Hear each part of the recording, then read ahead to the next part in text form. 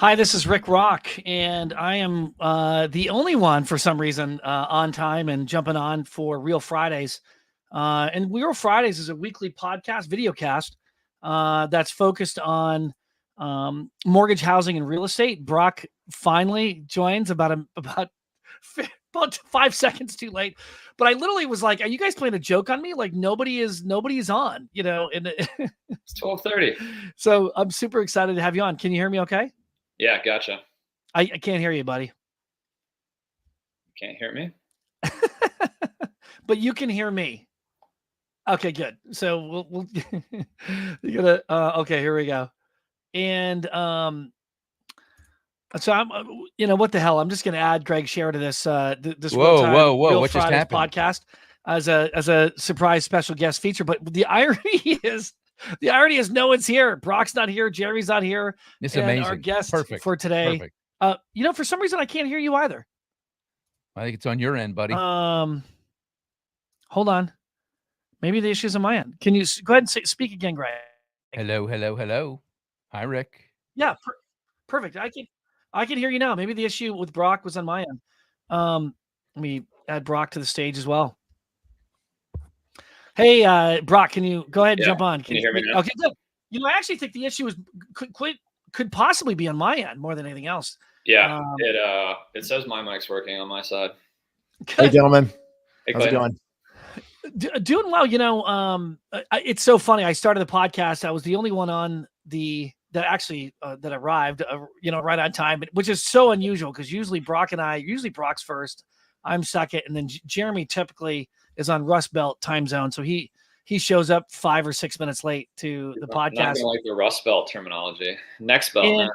The next belt. The next belt. So, and then of course Greg Share wanted to quickly join for some sort of exciting industry news, which seemed timely just given we're having Clayton Collins, the very well known and respected both publisher and founder of Housing Wire and CEO of Housing Wire. So I'm really excited to have you on board, Clayton. This is great. Appreciate it. Thrilled to be here. And I mean, we had this on the calendar for a few days, but didn't know it was going to be on the same day as a big information drop. Yeah. We're getting the exclusive right now on Real Fridays, ex Housing Wire. So I thought it'd be most appropriate to do it both on Real Fridays, but also with Clayton Collins on it because he's a respected publisher and thought leader in the business, and I love his team, the team that he's assembled at Housing Wire. I saw Jeremy just tried to get in, but I think he's having maybe Rust Belt issues, not next belt issues. But no, welcome and Greg, welcome as an impromptu in last minute addition to. I don't know how long you're staying. I didn't even know you were dropping in at 12:30, but I'm glad you did. Well, I'm nervous now that Clayton's on here. I have to watch every word that I utter, so I don't know. I mean, we're on air. Yeah, I mean it's too late now to everything's off the record. Recuse myself. Yeah. So I guess I'll stick around for a minute. Hey, Clayton, how are you? What's happening, Greg? Nice to see you. Great to see you. But no, I think to start off, obviously, just for anyone sort of watching and watches this in the future, the Real Fridays sort of structure is intended to be unscripted. It's intended to be thoughtful, probing, not political, not necessarily playing it safe with comments and opinions. I think part of the strength of the podcast is the fact that we're being real, and we're giving, as Brock is well aware, we've really drilled into vendors, companies, lenders, and kind of industry trends, and try to speak to them as real and as candidly as we prudently and respectfully could and should. And so, with that said, that's the context of Real Friday. So I'm excited to put Clayton on the hot seat and then, of course, add Greg to it. But for a newsworthy announcement, of course, I've joined the leadership team at NFM, and I'm certainly humbled and excited to join thought leaders like Greg and Bob Tyson, who's the president of NFM and under the ownership of and leadership of David Silverman. Super excited. Last stop on the block for you, buddy. This is it. You're retiring at NFM. All right.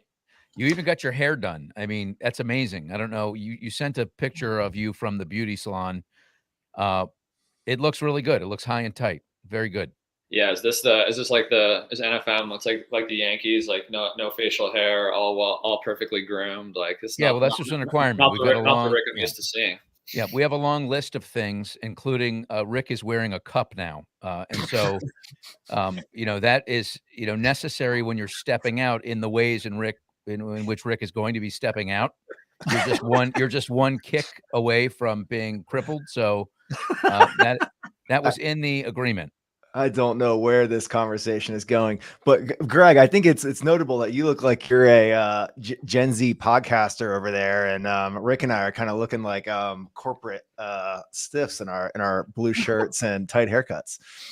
Yeah, I don't know what to say. I wasn't expecting this. I actually invited myself on here, so I didn't get dressed up. I could take this off, but I think I'm having a bad hair day. Hold on. All right, well, that doesn't look so bad. Does it really help to have headphones? Does it help to have headphones, Craig, when you do these? It helps me because of my background in broadcasting. I've always liked being able to hear the amplification in my ears. So for me personally, I'm used to it. I like it. I don't know. Try it. When you say amplification, what are you talking about? You just like to hear yourself talk? I can. Or, Yeah, I'm not I sure. can hear. I can't really explain it, but I'm used to hearing myself in my ears and hearing others. I used to have headphones. I think my son took it when he games, and so I think he grabbed it. So yeah, I don't have them, but so I can't experience what you're experiencing. But I'm glad you also grab your Wi-Fi. Oh, never mind. No, why is my Wi-Fi? Are there issues here? You got a little stuck there for a second. Oh, maybe I'm good to me. It's actually might be a Greg issue. I should be good. So now we have a quorum. Actually, now we can actually start this video cast. I know Jeremy. Yeah, Jeremy, do you have a gavel to pound for us? I think Jeremy's just waking up. 5 is too many. What are we doing? No, I know. Greg decided to just to drop in, just to say hello and to give some. I won't be here long. Don't worry. I'm leaving. Oh, really? I wasn't trying to kick you out, man. It's I don't know. Is it a Greg question or a Rick question? What all is Rick going to be up to for you, Greg? Well, I do a lot of things. He's gonna bring us a lot of quality. Particularly when it comes to trends in the industry. I've not met anybody that's more on top of what's happening statistically and otherwise, who's got such a good feel and pulse for kind of where we've been, where we are, and where we're going.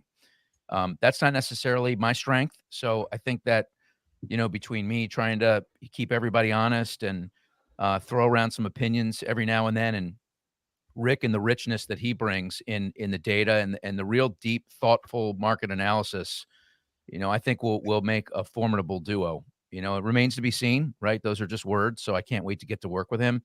I know we were not alone when it came to the list of suitors that were going after Rick, but it's a big commitment for him because Rick's made a lot of damage in great ways as a consultant through his firm over many, many years. And so for him to want to step in all the way with a lender, to me, is a testament to where we are as an organization and kind of, social media wise and leadership wise, and just sort of our ascent as a top 15 retail only lender. You add somebody like Rick and the sky is the limit. So I'm just very excited and honored.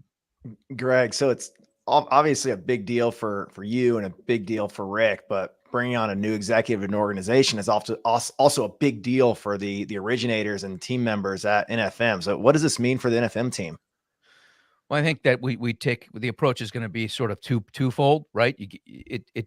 It's like asking a loan originator, hey, you did 60 million. Can I expect the same thing when you walk in the door here? There's always an adjustment period. And so rather than set those expectations, and this is sort of a trademark of NFM, we're a day-by-day company, right? So it's getting them in, getting them comfortable, having him find out where our many warts are, because we've got them all over the place, right? I've been as honest and upfront as I can, but Rick he's going to be able to see things from a higher, more dynamic level than I'm looking at it, and even some of the people here. So I think get him in, get him settled in, start to strategize where we want to grow, right? Because something very unique about NFM that I know attracted Rick to us is we are not that spread out. We're all over the country, right? Northeast, Southeast, Northwest. Yeah, 49 states. Yeah, so Wow. we're everywhere, right? But if you looked at where we actually have bricks and sticks and where we have bodies, it's only about, Rick, what is it, around 20% of the country? So when Rick looks at this opportunity and we look at this opportunity, we finally feel like we can put stakes in the ground in many places that we've not been able to before. And so in terms of what he'll do for the originators here, yeah, I'd like to focus on that later. I want to get him settled in. Certainly the gifts that he brings, Clayton, Yeah. are going to help a lot of people out all over the company. I've been, talking with you and Rick as we get ready for the Housing Wire IMB Summit, and a lot of the tactics we're talking about are recruiting, M&A, other ways to build retail and distributed independent mortgage banking models. Are all of those cards on the table for NFM, or do you think there's a specific tactic where like energy goes? That's a great question too. Holy smokes, I'm starting to sweat. Hey man, I'm just gonna drop off. This is perfect. No. It's and Greg, if it makes you feel any more comfortable, this is not staged. I got a picture of you right behind me on my desk all the time from what is the last that? Housing Wire event. Is that pickleball? Yeah, this is the Total Expert, pickleball tournament we did at the Gathering this year. But yeah, well, I was you were right there up front rocking. Short people, that's a short people thing. So all short people in front, all the tall people in the back.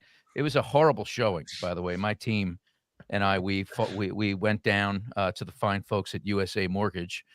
But there's always next year, and I plan on going to these things. I mean, you know how I feel about the Housing Wire event that you had in Scottsdale. I'll be in Dallas.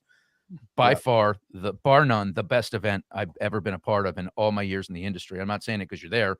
I'm on record as saying, but I don't want to avoid your question. Let me answer it. A lot of companies focus on 3, 5, 7-year visions. It's just sort of their template, what they do. But my opinion, and really the leadership's opinion at NFM, is very seldom do those visions come to fruition. So we look more at the opportunities as they come in the people. And so we're 6 to 7 billion. We're a top 15 player when you consider retail only. Would we be happy getting to 10 billion or 15 or 20? Sure. But we don't wake up every day doing that. We wake up every day saying, how can we get better at servicing our customer, which our customer as leaders are the originators and the administrative people that help close loans. Ultimately, their customer is the consumer. So how do we get better at delivering an experience? And if we do that, if we're really like micro focused on that, it's probably going to take us longer, right? Because we're constantly looking in the mirror, assessing, tweaking to get to that higher level. So we're totally satisfied where we are right now. Now we have growth ambitions like anybody else, right? We want to be relevant, and Rick's going to bring that growth mindset and have us look at opportunities in ways we've never looked at them before. And that's part of the reason why he's here for sure, is his experience with mergers and acquisitions and growing platforms. Love it. Yeah. One of the, let me ask you a question, Greg, and this is sort of to loop Jeremy into the conversation as well, is that, Jeremy's big focus is on tech and innovation, right? And there's so much going on in tech, right? With AI, and not just with AI, but just different operating improvements, whether it's offshore, onshore, and just thinking about the mortgage process differently, right? Like, where do you see NFM's role in that? And where do you see the industry going in the role of just tech innovation? Do you look at NFM as a leader in tech? Do you look at it as an innovator in tech?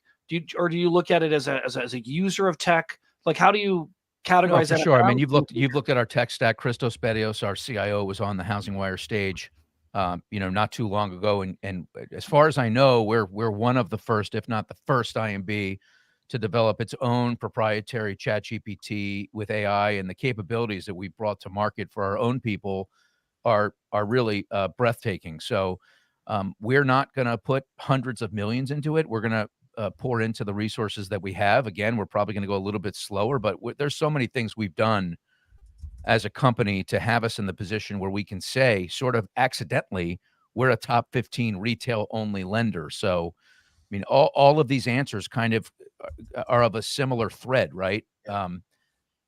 Wake up every day, put your head down, work as hard as you can, and surround yourself with incredible people. And Clayton, that's, I know your organization really well, gotten to know it more, and you've got so many just amazing people. And so you understand, right? Like, surround yourself with some really incredible folks, and they'll help push the boulder up the hill. We love our IT department and all the people that are coding and figuring things out. Very impressed with our chat GPT. I mean, the fact that, and we showed the folks at Total Expert, they were like, we've seen nothing like this.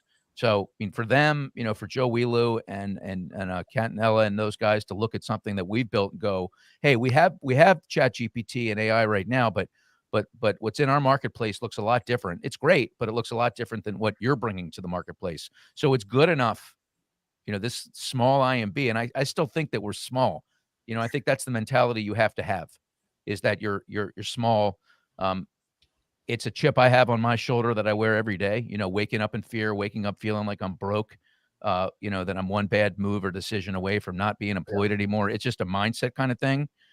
And I think that that's part of what, makes NFM so well positioned. And it's flattering that Total Expert would look at something like this and say, hey, how do we work with you to get this into our marketplace to be able to present it to the industry? And the idea is, and what we built, part of what we built, aside from all the workflows and having an assistant on the scenario desk and having the HR manual and all the things that everybody already has, the focus for us is getting our originators to use the system, because everybody knows originators only use 10% of most CRMs, if that at all.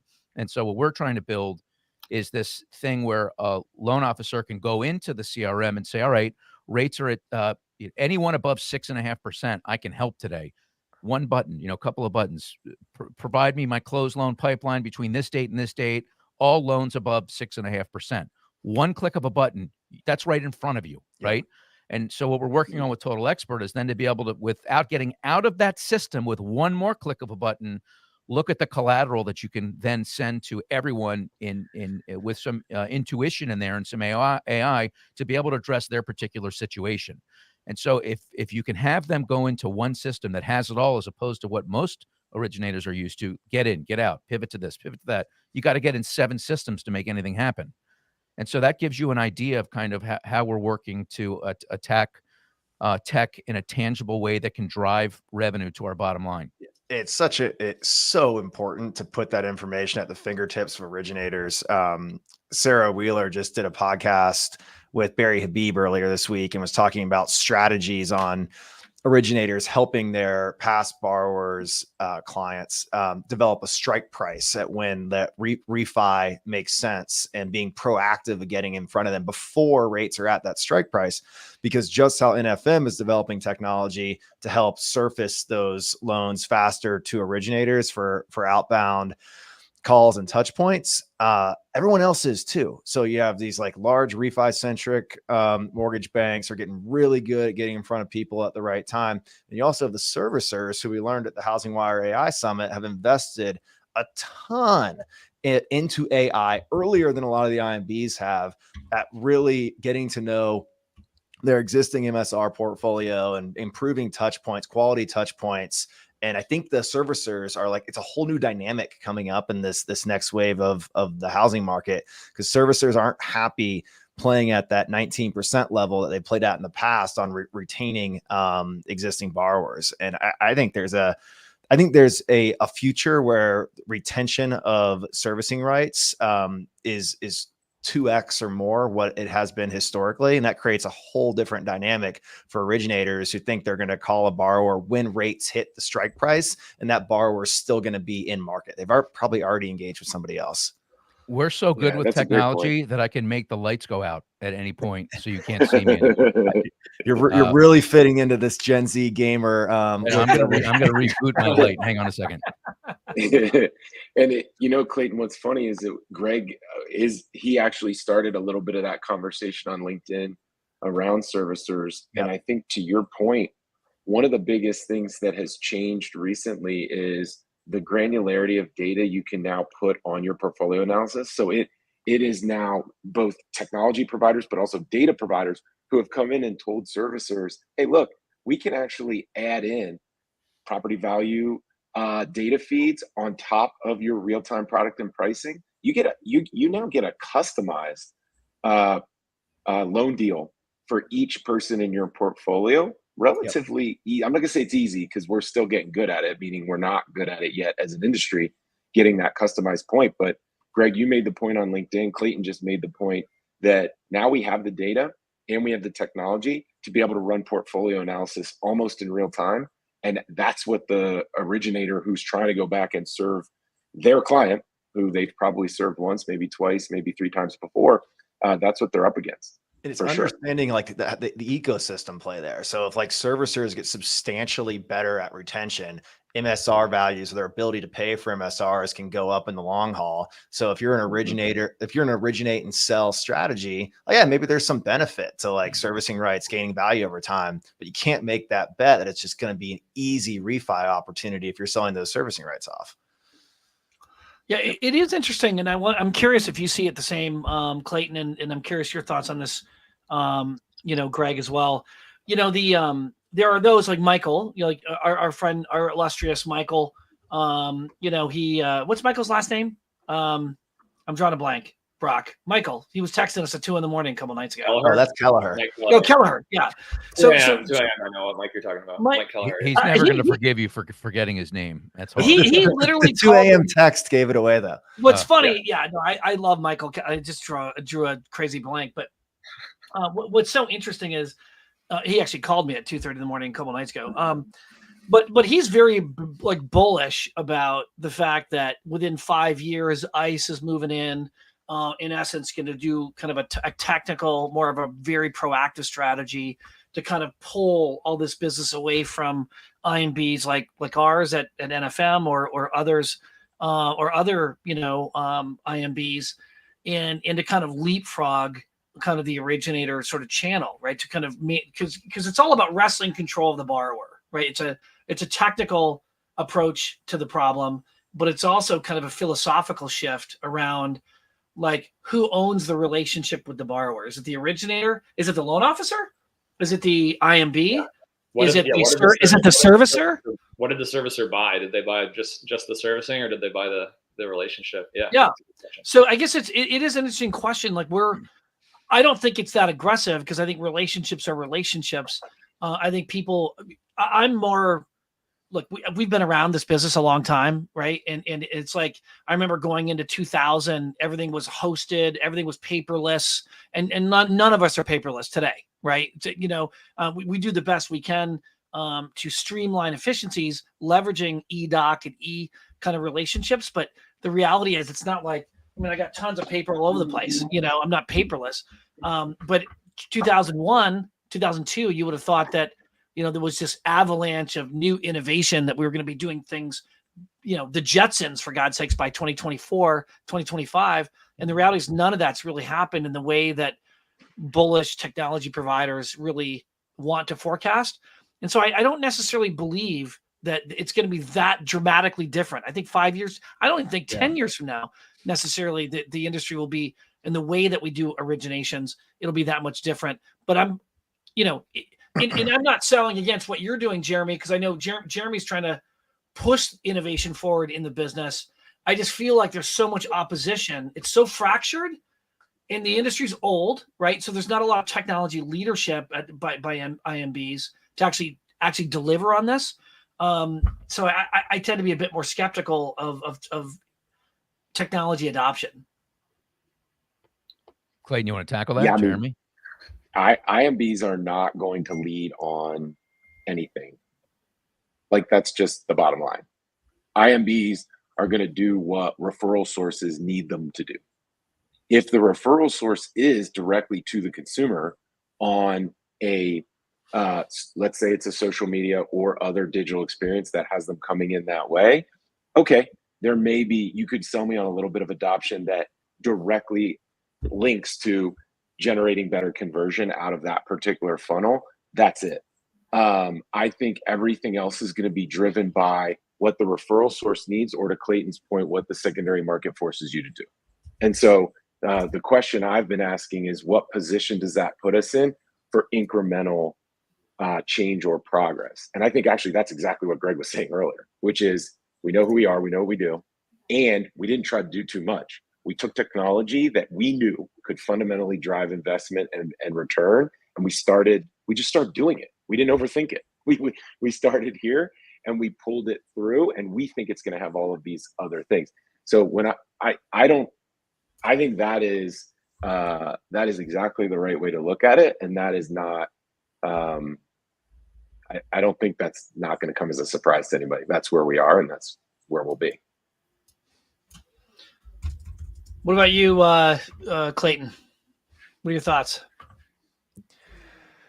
And I was still thinking through, you talked about relationships and as being one of the reasons that things won't change. And I was giving more thought to that, and like thinking about the relationships that were built in 2021 during the refi wave, and how people might actually overestimate how strong those relationships are. I know every originator is different and everyone's got a different strategy, but you think about the how fast the market was moving and how much time a lot of borrowers actually got with their originator. I think there might be some overestimation of that relationship at the originator level, but not something I've given a lot of thought to. Something I was just kind of triggered on as you were talking, Rick. Yeah, Well, I could chime in here, Rick. Yeah, go ahead. I think ultimately at the end of the day, the consumer is going to drive all this, right? And so push button get mortgage was way ahead of its time, right? It didn't work out. Okay, let's just call it what it was. Like, it was way too big of an investment for them to think that a consumer would go from beginning to end and be comfortable consummating this $400,000, $500,000, whatever it is. And so there's always going to be a segment of the society that is just comfortable with this monumental transaction. They want to be able to see, feel, touch it, and have a relationship behind it, right? I do think that's diminishing. I think that's a number that's going to continue to diminish. At the end of the day, it's Gen Z, it's Gen Alpha, it's all these people that are coming behind that we've never dealt with before, right? Gen Z, we've dealt with, we're starting to deal with them, but they're not the dominant segment yet. They're on their way. That'll take several years now, but it's up to us, I think, to do a lot of A/B testing, like, and to figure out what they're most comfortable doing, right? And then that'll probably be set for a period of time, right? And then the next generation is going to come, and they'll be even more used to using technology, and then we'll continue to A/B test and get them comfortable. I don't think we're ever going to end up in a situation where we wake up one day and the majority of mortgages are done digitally without talking to a human. Yeah. The last point on this real quick is I do believe that, and I stated this in a recent post, the shakeout's going to continue to happen. I think the NAR settlement, it definitely speeds this up. There are going to be a lot of loan officers that leave the business. There are going to be a lot of agents that leave the business. And what you're going to be left with are probably it's going to be the best collection of professionals we've ever had that really take it seriously, that are all in, that are grabbing more market share per relationship. And I also think that agents and loan officers are going to be working in unison a lot more in this move forward environment. So a lot of various opinions there, Rick. I hope that addresses your, one of your questions at least. No, it does. I mean, and this is, well, number one, I think NewZip, your product and technology, Brock, for instance, helps buffer that kind of stripping away of that client relationship, right? Because solutions like yours ensure a connection between the realtor and the loan officer and the lender from which the original relationship was established, right? So I think that's one safeguard or safety net that I think we have as IMBs or mortgage professionals have in maintaining that relationship with the client.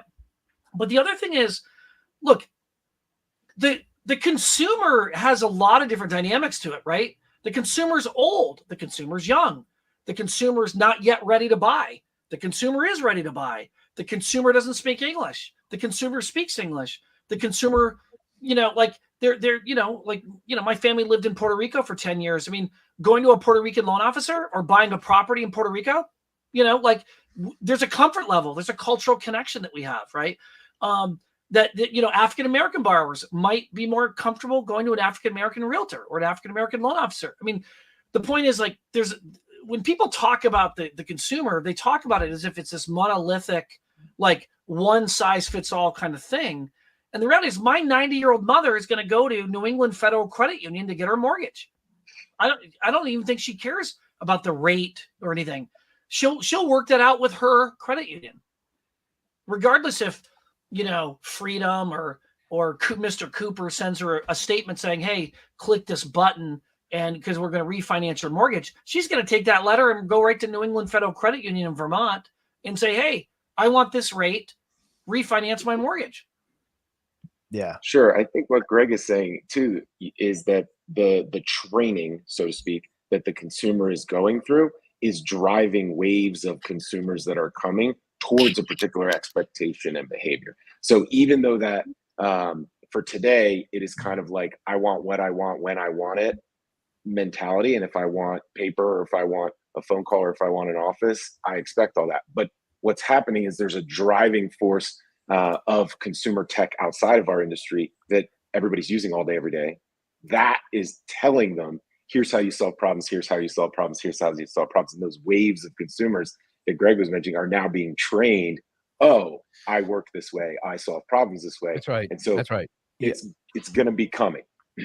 And that doesn't mean that coming doesn't mean disintermediation of the loan originator. I'm like that's just a conversation that, like, maybe there's consolidation, there's fewer, they're more professional. Yeah, same thing's happening on the real estate side, but there is a, like what Jeremy is talking about, the training of the consumer, like that comes with, like, you know, getting your docs together, and like that, all, like my whole financial world lives in like different inboxes all digitally, and like I need to do that at 10 o'clock on my own, and like not like sitting across or on the phone with somebody.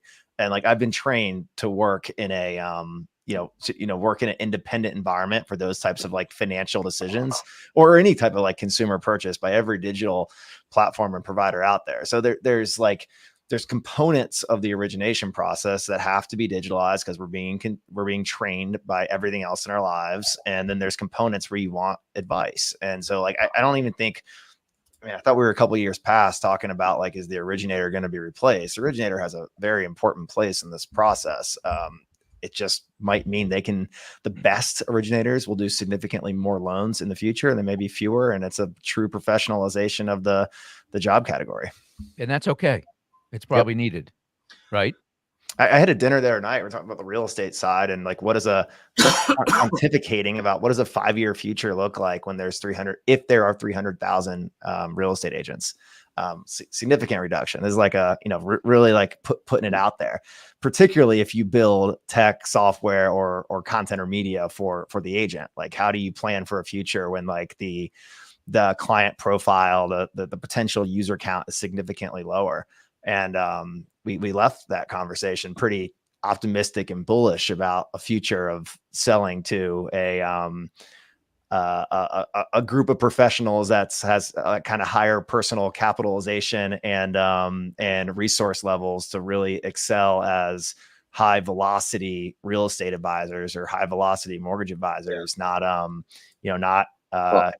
selling to someone who's kind of pulling at the purse strings. But this kind of smacks in the face, big guys. get bigger. Yeah, throw this out here, Jeremy, to you and everybody else, you, Brock, and Rick. If that were to happen, what happens to the direct-to-consumer lenders that think that they're going to be able to take loan officers that are making $30,000 and $500 a deal? Like, are they going to be able to deliver that dynamic experience? I don't think they are, right? So not for what we're talking about. We're talking about a financial literacy advisor. Like, we're talking about somebody that really has got their shit together and has these layers of dynamic to them. Jeremy, what do you think? Because it seems like these roads that we're talking about are going to intersect. What happens then? Yeah, one of the biggest success stories in other industries has been tools and technology that make experts more expert. And so I think what we're saying is, if you plan to be in that cohort who's around and who's growing and who's getting bigger thanks to all those trends, you got to be more expert. And all the tools that support that have usually been the ones that succeed. I think the question you're then asking, Greg, is how do I make sure I'm more expert? What's the piece that I own? Because the real estate agent's trying to get more expert and own more of that real estate, yep. Sorry to use the pun, as well, which is that relationship real estate. And so I think there is going to be some friction across who is your ultimate advisor that you trust. And there's this Venn diagram. Real estate agent's just the home advisor, or the home and how you manage the acquisition and disposition of that asset. No, but I'm the mortgage loan officer. I'm the whole debt financial asset advisor too. And there's a wealth manager involved increasingly. And so I think the consumer direct lenders are banking a lot on a technology platform that's going to deliver insights and dashboarding and analytics, and believing that will be enough. And what the other side of the coin is saying, it isn't. You're still going to need your expert. And then the question there for both, I think, sides is the real estate agent going to move faster to become in front of the mortgage loan officer or not? Yeah. Fascinating. And, there's an interesting piece, like at NewZip, we started out really working with direct to consumer loan officers, but continue to, and continue to have some of our largest partners in that category.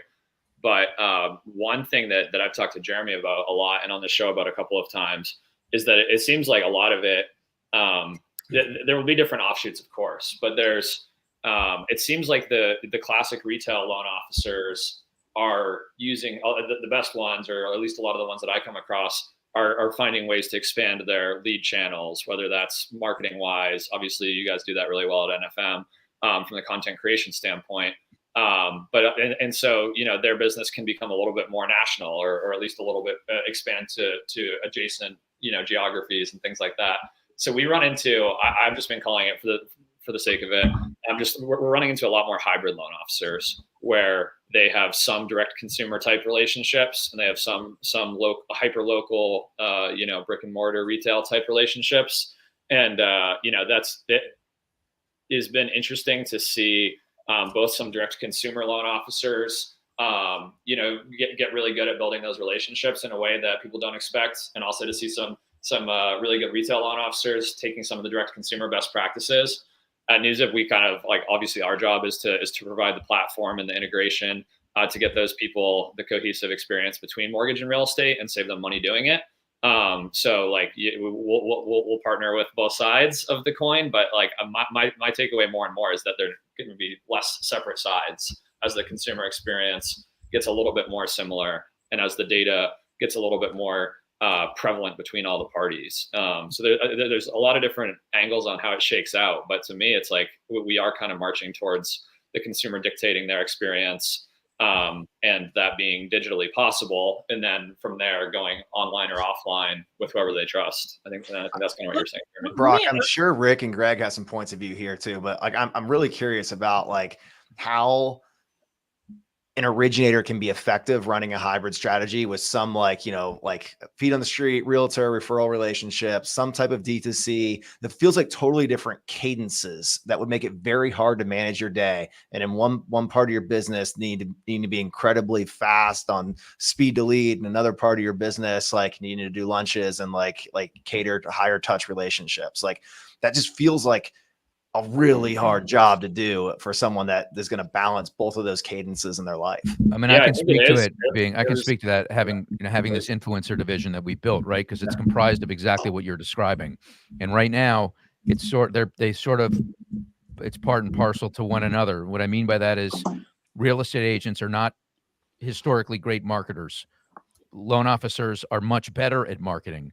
We need each other more than ever. And so what's happening now is there are lots of opportunities that are opening up for originators that know their way online to communicate to real estate agents how to build communities online. And so they're forming this partnership where you're going to get what I know in social media, I'm going to get your clients, and we're going to work together. So those two things can happen in lockstep. Now, the cadence on leads is completely different. You're right, because if an agent gives you a lead, usually the person's ready to go. On social media, it's very different, and there's an incubation process behind the scenes, which is out of this world, right? But every mortgage company, right, this is a takeaway, Clayton, every mortgage company that feels that that's coming, that dynamic that I just described, needs to be prepared to be able to take leads in and nurture them. And I've been saying this for a long time. Be prepared to not close for 3 months, 6 months, a year, 18 months, 2 years. That's not how we've been conditioned. We've been conditioned to look at our books and say, hey, we know that if we get 700 leads as an organization in the month of June, we're going to close 150 loans in the month of August. Well, this is that flips the whole paradigm on its head. So that's my answer. Sorry to cut you off, Brock. Get back in here. No, that's super helpful. That's exactly how we've seen it. Is and I guess to answer another part of Clayton's question, we kind of have been, just by listening to our existing partners and really our sales calls out in the industry, to new potential partners in our pipeline, we've built a lot more of the nurturing as a service type of piece. Obviously, in our case, it's on the real estate side, right? We're at the end of the day, we're a real estate company. We have national real estate data, home listings, home search, AVMs, all that stuff. So we're kind of offering the loan officer that's a hybrid, the loan officer that maybe isn't used to the direct consumer cadence. What we think is kind of like a soft landing into starting to do direct consumer. They have agent network nationally or wherever they want it, of agents that are raising their hand and saying that they'll split their commission so the client can save money, that they want new loan officer relationships, and that they're fine taking these referrals that are later in the funnel. So we kind of have that part. And then the next part that we have been asked for much more than I ever expected is to get more involved in the early stage of the nurturing. And what Greg's talking about, of the clients that aren't going to be ready for 9 months, a loan officer doesn't always have a lot to offer them today. And continuing to educate. And I mean, there's great platforms out there like FinLocker that are getting a lot more pickup on like the lending readiness side. But we kind of have built the other side of it, which is, most people are curious about seeing listings, about seeing market value, about seeing market trends. So we've built more and more, and honestly a lot more recently of this experience that can be co-branded with a lender, or even white label to a lender or a loan officer, so that a client can feel like they're in their process without the loan officer having to do that whole direct consumer cadence of smiling and dialing all day for clients that they know probably aren't even ready yet. So we're trying to do as much of that digitally as we can. We have clients in we have employees that are licensed real estate agents that are in like a concierge role that also reach out to those people that aren't ready to transact yet, to kind of act as an intermediary. But everything Greg said is like what we've seen. This hybrid. Who's beating the crap out of their mic? Who is that? Is that you, Rick? It's got to be Rick. Does anyone else hear that? Let's start there. Yeah, okay. We all hear it, but my hand. What are you? Good. Look, well, you can see my mic. I see yours, Clayton. So that leaves us with 3 options. Maybe it's just me holding it. Yeah, sorry. That's You're it. fidgety. You're fidgety. Had I known that, we wouldn't have hired you. hey, here's a question, because like you're all like, take me and Rick out. I mean, the 3 of you are like in the tech space in some ways. Like, we're talking about the transformation of mortgage lenders and real estate agents.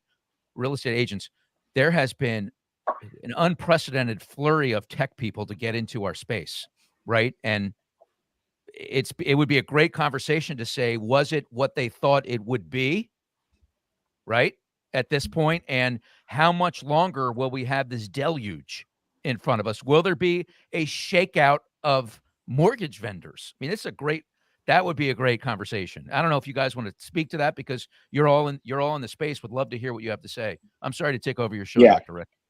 I think one of the biggest trends.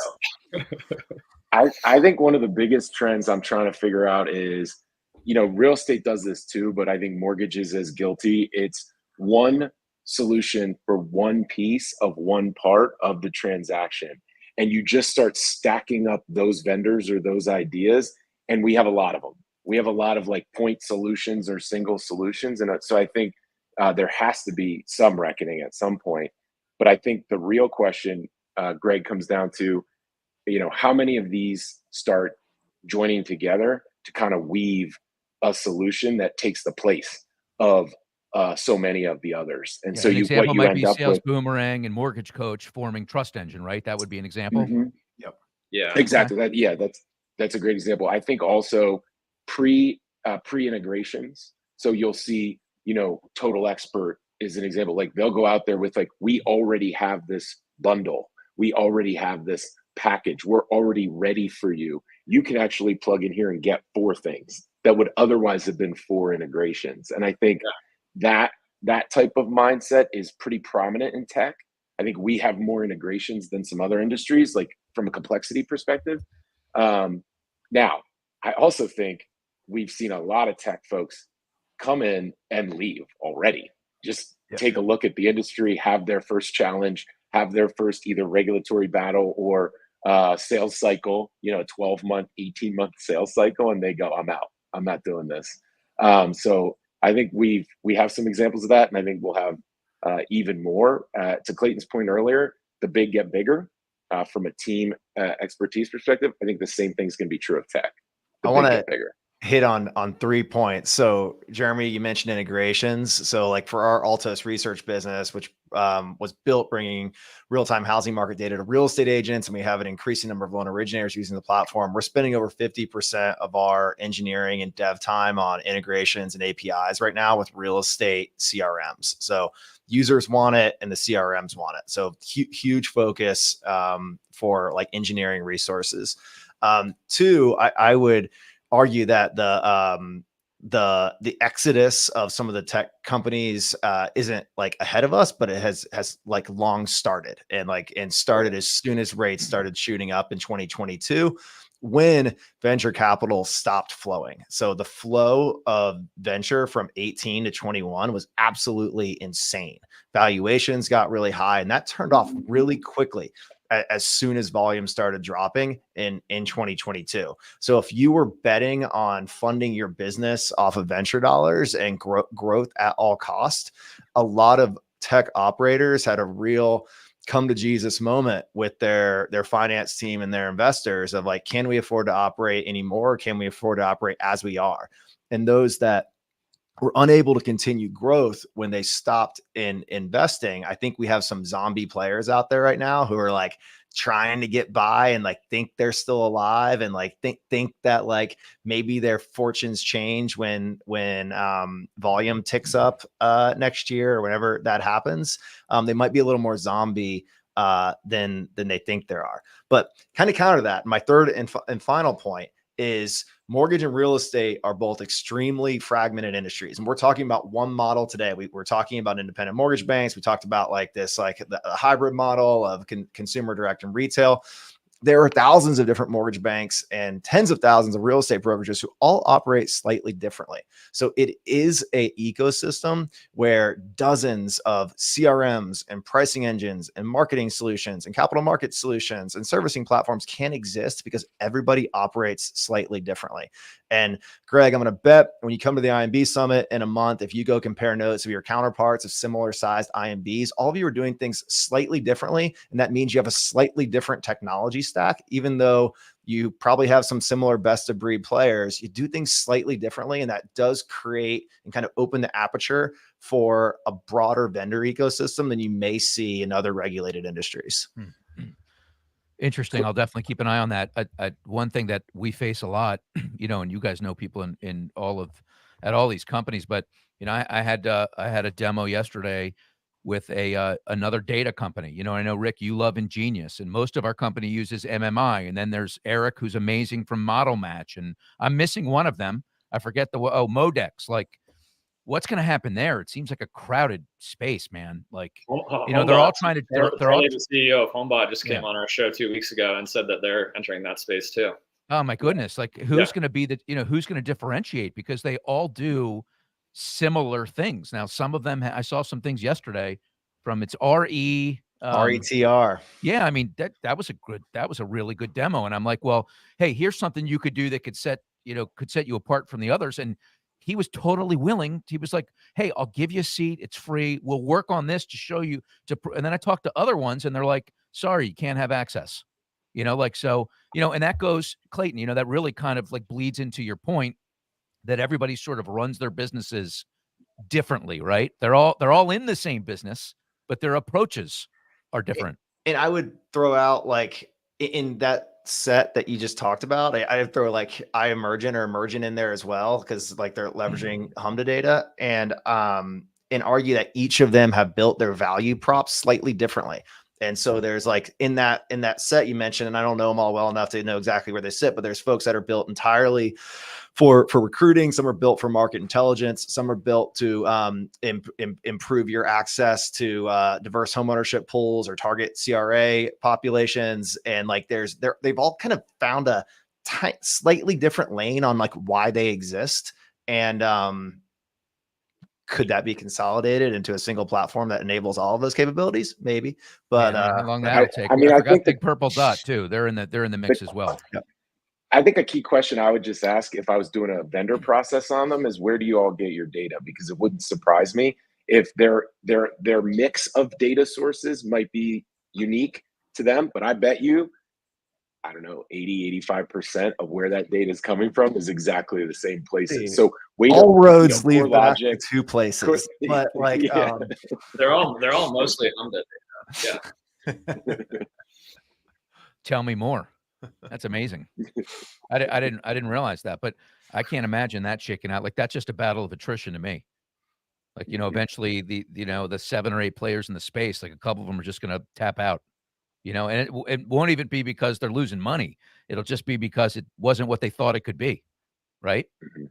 Mm-hmm. So, Yeah. And that comes back to like their funding model. So like the players that did raise venture might realize that venture valuations, or the market might not be big enough to support venture valuations or further venture dollars. But if you're bootstrapping, you can probably build a really healthy business and a really healthy personal cash flow stream, being one of 8 or one of 10.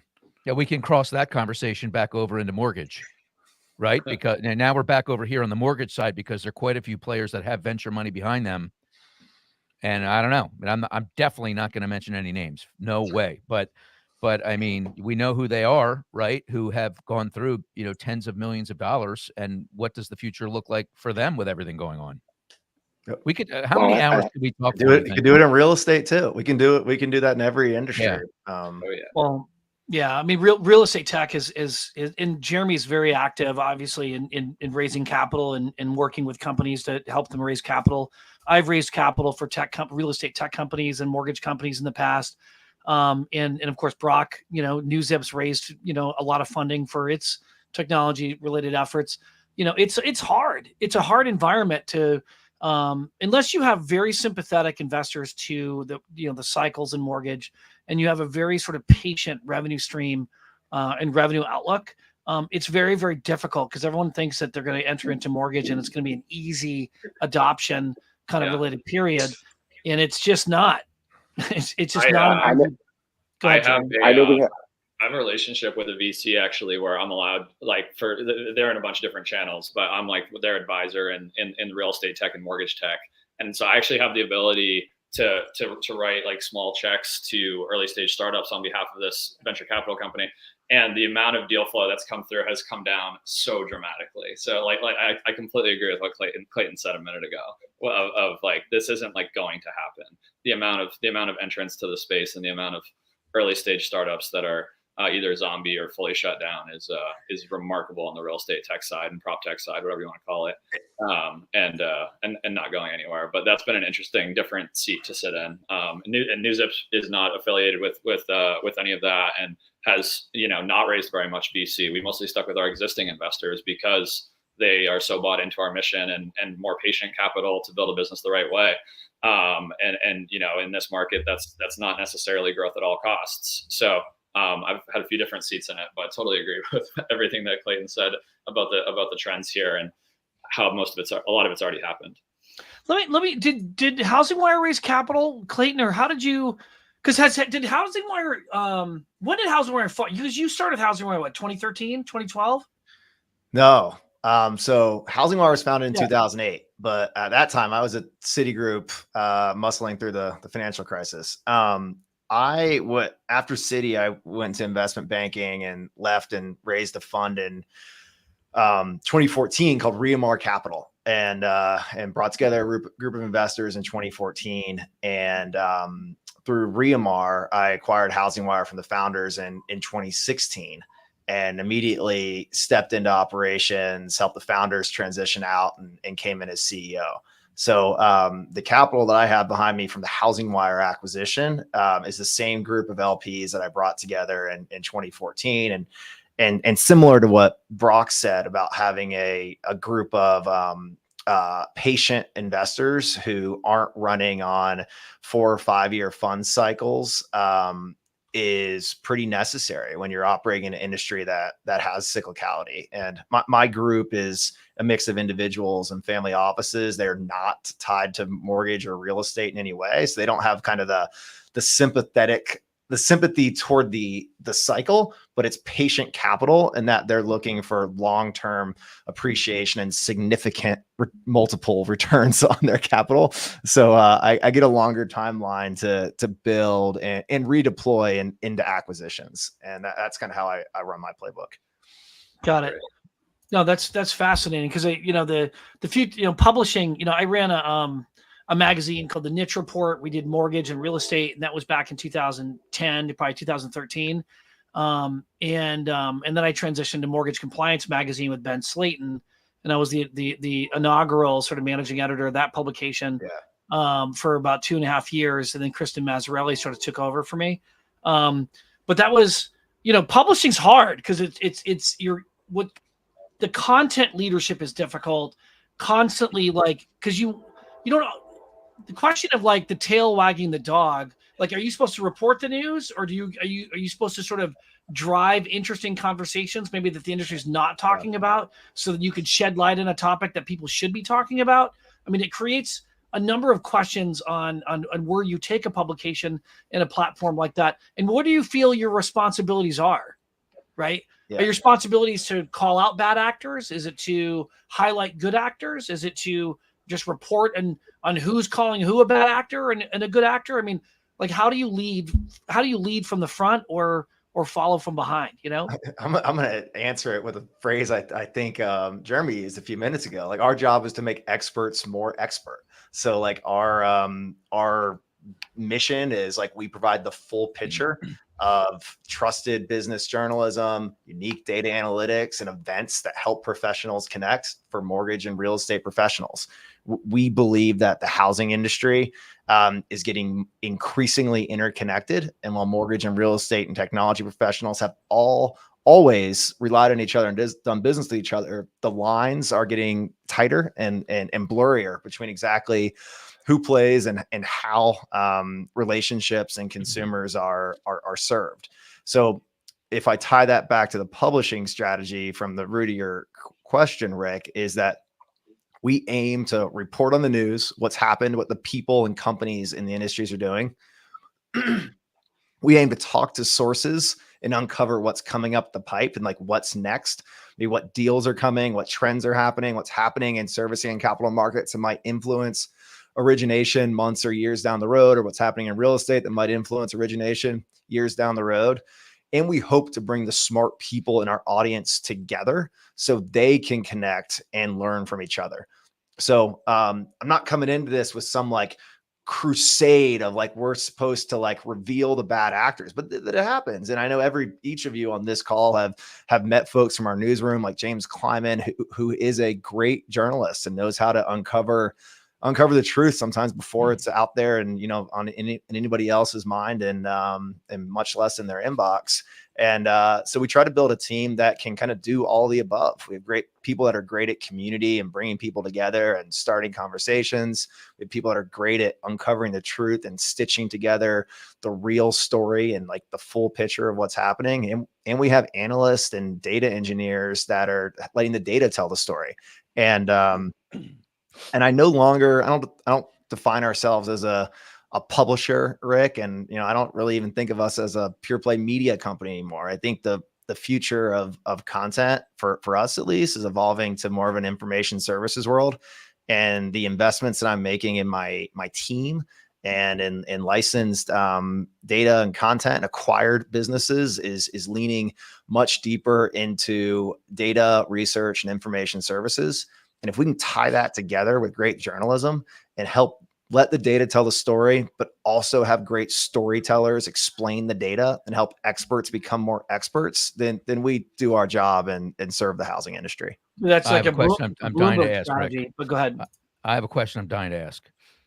It's two questions in one. The first thing is, like, it's a different environment now, right? Like, people used to get their paper and whatever they thought inside their own house. Now people read what you write and they go to social media. So I want to know, like, A, what kind of challenge does that possess Does that raise the standard and the urgency for you? Does it lower it? Is it just business as usual? Like if somehow I break a story before you guys broke it, or I have more, I mean, hopefully I'm able to corroborate my sources, right? Yep. I'm only one mistake away from being trash. Believe me, I realize that. But like, how does that change the game for you guys? And then secondly, it's dying to know this, like, how do you straddle the fence between news and opinion? Because I see Diego go in and out. You know, he is like, sometimes he goes in with an opinion. I'll try and pull him over the fence. He's very good at getting back on top of the fence. Like it'd be great to see, because I know you have a million opinions, but do you feel like at liberty to take the chains off and just throw down on them? I So mean, two in the right time and in place on that second part. I mean, I think our like, I'm a banker and entrepreneur. I'm going to voice my opinion when I want to voice my opinion, but I'm not like representing I'm not the Housing Wire newsroom. So like when we're publishing something, or if James is out there sharing a view, that damn well better be corroborated and have multiple sources. And in journalism, there is a push and pull between being first and being right all of the time. And there's definitely times where we're an hour, a minute, or a day slower than I want to be, because our journalists are holding to the standard of talking to primary and secondary sources before going live. And yeah, like, are there publishers or people on social who can drive faster? And if we beat them, would it be a great traffic opportunity? Yes, but we're playing a long game, and we think we get kind of the full picture story better when we're able to take the time to go to primary and secondary sources. So I don't ever look at like, yeah, Greg, you're fast, man. You're like tied in and you got great scoops, but that doesn't bother me. Like, it's not like I'm like, oh, Greg beat us on this.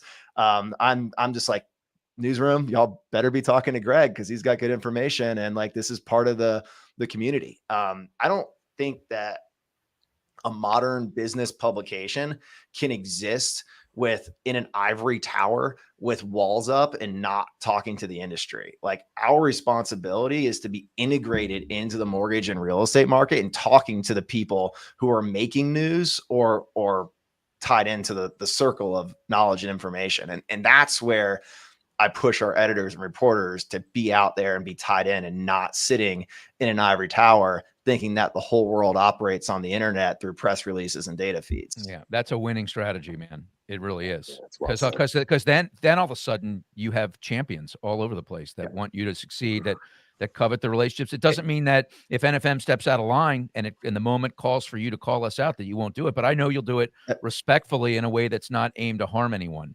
Well, So, Flavia is our favorite writer and researcher for sure. I love collaborating and talking with her and sort of diving into the content. She gets to the bottom of a lot of things, in the business. And trust me, she doesn't pull punches, Greg, as you know. And there was someone else at Housing Wire that was always jumping on your post. Was that James, or who was it? No, it's Diego. He would helicopter in and tell me about how I'm wrong, and I'd be like, well, explain your opinion. Well, how am I wrong? Oh, well, I'm the president of a publication. I can't really go there. Okay, I see how you play. But he's amazing too. I mean, the whole staff is great, really, and fair, right? And I've never felt when I've read you guys that you're going after anyone. And I'm sure you like some people more than others. I mean, that's just human nature, right? Some people talk the same language, some people don't. But I've never ever felt like you guys it's ever been personal, and that's important. I think if more people think like we have like a bias or a view, positive or negative, on people in the industry than we actually do. I've had more people say, well, we know Clayton doesn't get along. So I was like, huh, what? I don't think I've ever met them. I don't have an opinion on that person. Our view is like, as a business, we do better when the housing market is like healthy and running. I think we all do in that scenario. So like, we want to support a healthy, growing, sustainable housing market. And we think that great information, news, data, research, events can help in that effort. So like, I feel very aligned to the industry. If there's bad players who are harming the housing market, harming the reputation of originators, harming the viability of our ecosystem, yeah, let's boot them. And awareness and sunlight needs to come. But like, hey, I believe a healthy housing market is good for all of us. It's great for the American consumer. It's great for the American economy. I'll do what I can do to support that. I love it. I do believe I just heard Thank you. all of us come out of your mouth. Thank you for that. That wasn't a direct reference. All of us. Yeah. It's on the picture. Yeah. All right. Good. This is a great conversation. I'm bummed I have to step out. Thank you so much for the time. Great to talk to all of you as usual. Thank you, brother. And no, I know we've gone about 15 minutes or so over. But I would say that Clayton, I really appreciate your leadership and what you're doing in the business. I think you're creating kind of a Bloomberg kind of platform for information and data. And we talked about this, historically when we were collaborating on how to best see the marketplace from sort of the top down and really from the ground up to see where production is originating, from the consumer side, real estate side, and the mortgage side, and obviously on the builder side as well. So I'm looking forward to continuing to help, learn from the platform. I am a Housing Wire sort of member, so I do subscribe to that on a monthly basis. And I encourage others sort of to do the same. I'd love to see that curve, by the way, because I feel like the curve of subscribers has really blown up in the last 12 to 14 months. So I'd like to think that there was a Rick Rock bounce, kind of almost like a DNC bounce that Kamala didn't get. I'd like to know and believe that there was a Rick Rock bounce with Housing Wire. Can we confirm that, or is that just rumors I hear? I think it was a Rick Ross bounce. I'll double check that. I love Rick Ross, man. I'm not sure. Diced Pineapples, one of the greatest songs ever. There's no way anyone on this call has ever heard that song, by the way, right? Diced Pineapples. Has anyone heard that song? No. Okay. All right. That's hilarious. Look it up. It's crude. But when you have kids that listen to rap music, that's all you do is listen to that. So, well, there you have it. I appreciate the time, Clayton. And again, if you need us or, certainly at Real Fridays, maybe you'll get another Real Fridays bounce, off of your subscribers, the subscriber base. But watch for Brock. I'm telling you, Brock is a rising star. He was a rising star, Housing Wire rising star, but he's a rising star in mortgage. And I'm a big believer in our young children in the business. So Brock, you're on the leadership council for Impact too, right? Yeah. So we're now. I was actually going to say when Clayton was talking about integrating in the industry, and thanks, Rick. I think, I know I was going to say Clayton is actually directly on a committee with the Mortgage Bankers Association with me, so that's a pretty cool thing for someone in his position to be doing. So I saw that. That was recent, Clayton. I read that like a week ago, right? Yeah, and we're for the IMB Summit coming up on October 1st. We're integrating MBA Impact in two ways. So Ashley, who leads the Impact program, is organizing a 5K the morning of the IMB Summit, and then she's also going to say a few words at the luncheon to help bring more awareness. And we're working with her right now. We haven't ironed it out yet to do like a to the executives that are already signed up, like give them a promo to bring like one of their like under 35 leaders to the event. So I'm excited about bringing in the next generation of leadership into this industry. It's happening, but like it can accelerate. I think a translation, they're going to be, Rick, you and I are going to be put out to pasture here pretty soon. So what can you do? Let's hope not. So, well, good. Well, I look forward to staying in contact, and of course, I look forward to attending and speaking at the IMB conference October 1st. We'll be there as well. We're going to be encouraging participation and active and really to drive the conversation, active leadership and active collaboration around this conference. So. And Brock and I have committed, we will not put you out to pasture until you are at a point to invite us out on your yachts. So yachts first, then pasture. My goodness. Yeah. Well, you could be a Kentucky Derby candidate, Clayton, just so you know. You'd make the list, I think. So I've delivered some great experiences the last couple of years. If that's on your bucket list, I need to know. Okay. I'm marking the calendar now. Have you been? I have not, but I would love to. I saw your pictures from last year. It looked fabulous. Okay. All right. Under consideration. Okay. Rick, Rick, whatever. He's too good looking. He's too good. I just can't bring a guy that good looking to the Derby. You know, I nobody need would a pay hat. attention, nobody Well, would pay no, attention to women me. wear hats. I'll need a suit. I'll need a really I loud. just don't know loud how white he'd look suit. in seersucker. Seersucker, yeah. Oh my Can't goodness. let him that close to a bookie, I don't think. Yeah. Dude, yeah. So good. Well, we'll talk to you guys soon. Thank you again for right, attending. take it easy. You know, joining us at Real Fridays, Greg. Appreciate the impromptu Sure. jump, Yeah, and then congrats Clayton, on the new hire, you. Greg. Thanks, buddy. Yeah, Appreciate I'm it. excited. Bye, Clayton. See you in Great Dallas. weekend. Take care, guys.